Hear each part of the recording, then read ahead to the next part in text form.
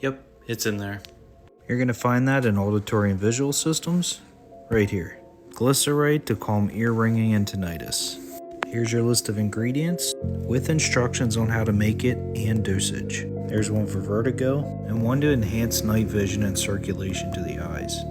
That's just a small sample of the 250 different remedies that are going to be in this book, The Forgotten Home Apothecary.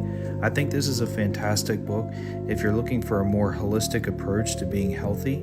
If that's you, I left an orange shopping cart down below so you can grab a copy for yourself.